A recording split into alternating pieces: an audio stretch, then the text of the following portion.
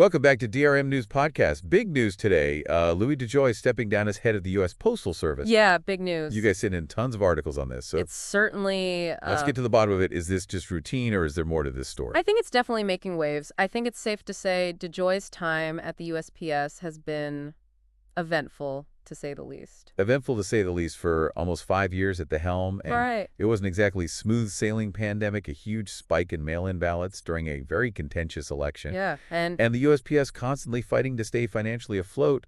That's a lot to handle. You got that right. And remember, DeJoy himself was a bit of an unusual choice to lead the USPS. Okay. He wasn't a career postal worker. Okay. He came from a business background, logistics, to be specific, the first Postmaster General in nearly 2 decades to come from outside the Postal Service. Okay, so that raises the question, did his business background help or hurt him in this role? Well, it's a bit of both. It's fascinating, really. On one hand, he brought a fresh perspective and a real focus on efficiency. He launched a 10-year plan to modernize the USPS, cut losses, the whole 9 yards. Right. But some argue that he just didn't get the unique needs and challenges of the Postal Service. And let's be honest, his tenure wasn't exactly a walk in the park. Those rate hikes, for example, uncomfortable but necessary, as he put it.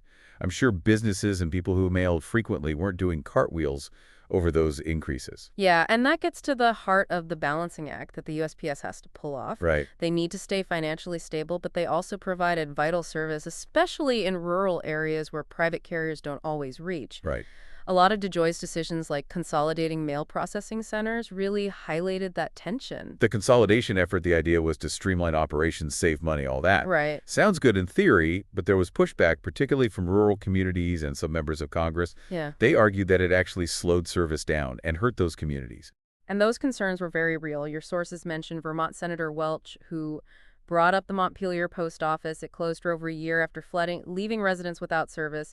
He directly blamed DeJoy's policies for that, called his time at the USPS a disaster. Over a year with no post office, that really drives home how these decisions impact people's lives. Absolutely. And then there were the mail delays during the 2020 election, restrictions on overtime, halting late, or extra deliveries. Right. Meant to cut costs, but they created a backlog and fed into all those anxieties about voter suppression that were already swirling around. Yeah, that was a huge story. Hard to separate it from the bigger worries about election integrity and access to voting. But let's shift gear for a sec and talk about reactions to DeJoy stepping down. Seems like it's a mixed bag. Definitely mixed some relief, some skepticism. Okay. Some folks are hoping for a fresh start, a leader who prioritizes customer service. Others are wondering if anything will really change given the deep financial problems the USPS is facing. Speaking of financial woes, DeJoy himself warned about a potential bailout or even collapse over $100 billion in losses since 2007. That's not a small problem. It's a dire situation, and first-class mail volume keeps dropping. More and more communication is happening online, which obviously hits the USPS's core business model hard. The question is, can they adapt to the digital age fast enough to stay relevant and sustainable? That's the million-dollar question. We take the USPS for granted, but it's so crucial for people and businesses, especially in those rural areas. So what happens now? DeJoy hasn't announced a departure date yet, so we're in this limbo period. And that leads to some key questions. Yeah. What kind of leader will the USPS board be looking for? Someone hyper-focused on cutting costs, or someone who emphasizes customer service and accessibility even if it costs more? And what about DeJoy's 10-year plan? Right. Will his successor stick with it, or will we see a totally new direction? It's a turning point for the USPS, that's for sure. I'm really curious, before we move on, what stands out to you the most in this whole saga? What's the most important thing for our listeners to keep in mind? The sheer complexity of it all. It's tempting to get lost in the political battles and blame games. Yeah. But the reality is the USPS is facing incredibly tough challenges: declining mail volume, financial pressure, the need to modernize the obligation to serve everyone. No easy answers here. Any solution is going to involve trade-offs and compromises. That's a really good point. This isn't a simple good guys versus bad guys situation. There are so many competing interests and perspectives at play. Exactly. That's why it's so important to look past the headlines and grasp the nuances. Yeah. What are the root causes of these financial struggles? What are the potential consequences of different policy choices? Those are the questions we should all be asking as we think about the future of this essential service. You're right. Sometimes the most important stories are the ones that don't have easy answers or quick fixes. Right, ready to dig into the next part of this. Absolutely, lead the way. So let's dive a bit deeper into DeJoy's 10-year plan. Yeah. It was certainly ambitious, aiming to completely overhaul the USPS and tackle those financial issues we talked about. Yeah, the plan is a big part of his legacy. What did it actually involve? What were the main strategies? At its core, it was all about efficiency and making the USPS self-sufficient. Okay. Streamlining operations, consolidating facilities, adjusting delivery standards, Right. and of course those controversial rate hikes we discussed earlier. I remember reading about pushback on those delivery standard adjustments. What exactly changed and what impact did it have? Essentially, they extended delivery times for some mail, Okay, especially long-distance deliveries. The idea was to make routing and transportation more efficient. makes sense. But critics argued that it slowed things down, especially for businesses and people who rely on time-sensitive mail. It sounds like the classic trade-off, gain efficiency but potentially sacrifice service quality. A tough balancing act, especially when we're talking about something as essential as mail service. Absolutely, and that's where things get interesting. DeJoy's argument was that these changes were crucial to modernize the USPS and ensure its survival in the long run. Uh-huh. He saw it as adapting to the changing world of communication and commerce, where digital is king. So he was trying to steer the USPS towards a more sustainable future, even if it meant accepting some short-term pain with slower deliveries? That seems to be the core of his thinking. He believed that without these changes, the USPS would just keep bleeding money and eventually collapse. But the big question is, did his plan actually work? It's too early to say for sure, but there are some signs of progress. Really? Like what? I'm curious about the potential positive outcomes, especially given how controversial some of DeJoy's strategies were. Well, one area where the plan seems to have made a difference is reducing operating costs. Okay, Through consolidation and efficiency measures, they did manage to trim expenses. good. Now, whether those cuts were enough to offset the drop in mail volume and other financial pressures is a separate question. Right. But there were positive results on the cost side. Interesting. So tangible results in terms of cost savings, but that big question of long-term financial sustainability is still hanging out there. And now with DeJoy leaving, it adds another layer of complexity. Exactly. His successor inherits this 10-year plan and will have to grapple with these fundamental challenges. Will they stick with DeJoy's path or will they take a different approach? Right. Those are the questions everyone will be asking as the search for a new Postmaster General begins. A crucial moment for the USPS, no doubt. Now let's talk about the elephant in the room, politics. It's almost impossible to discuss the USPS without acknowledging the role politics has played in recent years. You're absolutely right. It's become a bit of a political football, and DeJoy's tenure was right in the middle of that heightened political climate. He was appointed during the Trump administration, and there were accusations from Democrats that he was intentionally trying to sabotage the Postal Service before the 2020 election. Do you think there's any truth to those claims? It's tricky to speculate about motives, especially in such a charged political environment. What we do know is that some of the operational changes under DeJoy, like those restrictions on overtime and late deliveries, did happen at the same time as significant mail delays. And that fueled concerns about election mail being impacted. Right. Whether those changes were politically driven or just part of his cost-cutting focus is a matter of debate. Right. Hard to separate those operational decisions from the political context.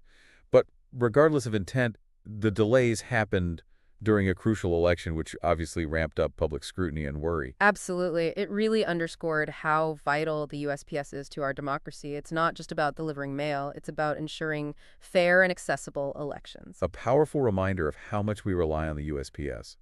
So we've got this politically charged atmosphere, a complex 10-year plan with mixed results, and a leader stepping down amid uncertainty. What's the big takeaway here? What should our listeners be focusing on?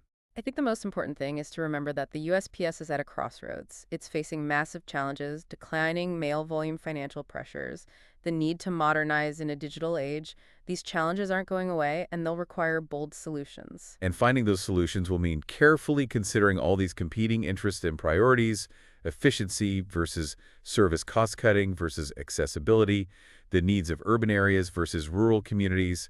So many things to balance. Exactly. It's not a simple equation. There are no easy answers. But one thing is crystal clear. The future of the USPS matters. It matters to individuals, it matters to businesses, and it matters to our democracy as a whole. Well said. Sometimes the things we take for granted, like sending a letter or receiving a package, rely on a complex and vital system that deserves our attention and support, ready to unpack the next part of the story. I think this is where things get really interesting. Lead the way. I'm eager to see what insights we can gather from the remaining sources. All right, let's zoom in on one of the biggest elephants in the room, the USPS's financial sustainability. Yeah, We've danced around it. right. But it's time for a closer look. We know they've been operating at a loss for years, racking up billions of dollars in debt, What's at the root of this financial instability? It's not just one thing, it's a perfect storm of factors. A huge one is the decline in first-class mail volume. Right. As more people and businesses move online, Uh-huh. the need for traditional snail mail has plummeted. It's the digital age, right? Email, online, bill pay, e-commerce. Exactly. It's all eating away at the USPS's main source of income. Kind of like trying to run a bookstore when everyone's buying their books on Amazon. Exactly. Classic technological disruption. And for the USPS, it's not as simple as just creating their own digital services. They've got a unique set of regulations and obligations that make it really hard to compete in the digital marketplace. So they can't just launch their own version of Amazon Prime or start offering financial services like PayPal got it. But besides the drop in mail volume, what else is contributing to their financial woes? Their pension and healthcare obligations are a big factor. They have a large workforce, and the cost of providing retirement and healthcare benefits has been steadily increasing. That puts a serious strain on their budget. Declining revenues and rising costs, not exactly a recipe for success. You said it, and then you've got the cost of maintaining their massive infrastructure. Right, Thousands of post offices, processing centers, delivery vehicles all over the country. right. Keeping all that running smoothly is expensive. It's mind-boggling when you think about the scale of their operation. It really is, and to add another layer of complexity, they don't have a lot of flexibility when it comes to pricing. Unlike private companies that can adjust prices as needed, the USPS has to go through a lengthy regulatory process to get any rate increases approved. So they're stuck between a rock and a hard place, declining revenues, rising costs, limited flexibility and regulations that make it tough to adapt quickly. No wonder they're struggling. Honestly, it's a testament to the USPS workforce that they've managed to keep things running as well as they have given these immense challenges, but it's clear that something has to change for them to become truly financially stable. What are the potential solutions? What can be done to fix these deep-rooted financial problems? There's no magic bullet, but there are a few options being tossed around. Okay. One idea is to give the USPS more freedom to set prices and adjust services. This could help them react to market changes faster and generate more revenue. Makes sense. If they could operate more like a private company, at least when it comes to pricing and services, maybe they could compete better and avoid those constant financial shortfalls. Another possibility is restructuring their pension and healthcare obligations. It's a politically sensitive issue, but it could potentially save them billions of dollars in the long run. Yeah, it's a tough conversation to have, but it might be necessary to ensure they can survive in the long term. Exactly. And then there's the option of congressional intervention. The USPS could seek additional funding from Congress to help close the financial gap. It's often met with resistance, but it's a possibility that can't be ignored. All these options seem to involve tough choices and trade-offs. No easy way out of this. That's the reality, but what's important is that we're having these conversations and exploring potential solutions. The future of the USPS is at stake, and it's up to us as citizens to engage in these discussions and make informed decisions about the path forward. We often forget that even something as everyday as mail delivery is connected to these bigger issues. The USPS is more than just a delivery service. It reflects our values and priorities as a nation, how we choose to support or neglect. It says a lot about who we are and what we stand for. DeJoy's departure may mark the end of an era for the USPS, but it also signals the beginning of a new Chapter 1 filled with uncertainty and opportunity. What do you think the future holds for this essential service? Will it adapt and thrive in the digital age, or will it continue to struggle? What lessons can we learn from DeJoy's time as we move forward? These are the questions we'll be grappling with as we witness this next chapter unfold. The story of the USPS is far from over. It's interwoven with American life, and it will continue to evolve as our society changes. It's up to us to shape that evolution and ensure the USPS remains a vital part of our communities for generations to come. It's been a fascinating deep dive into the world of the USPS. I hope you found it as insightful as I have. Until next time, keep those sources coming, and we'll keep diving deep.